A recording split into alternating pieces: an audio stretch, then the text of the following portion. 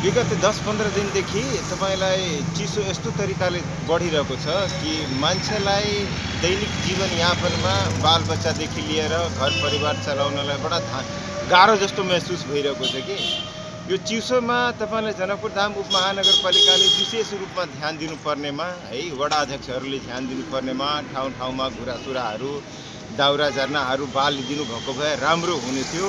त्यो कतै कतै मात्रै छिटफुट ठाउँमा मात्रै देखिन्छ कि यो चिसोले गर्दाखेरि अब सार्वजनिक बिदा पनि दिएको भए राम्रै हुन्थ्यो मेरो विचारमा। त्यो जाडो बिदा कटाउने हिसाबले यसले गर्दाखेरि अहिले दयनीय अवस्था जस्तो देखिएको छ। मान्छेहरू पनि घरबाट बाहिर निक्लिरहेका छैनन्, बिजनेस व्यापारमा पनि त्यस्तै प्रभाव परिरहेको छ। भने समग्र रूपमा भन्दाखेरि यो चिसोले गर्दाखेरि अलिकति समस्या नै परेको छ जस्तो बुझिन्छ मलाई। तापमा अब समयको अनुकूल चिसो नै छ।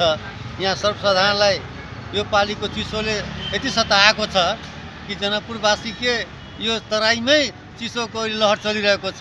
यो कारणले चिसो त धेरै चिसो भएको छ।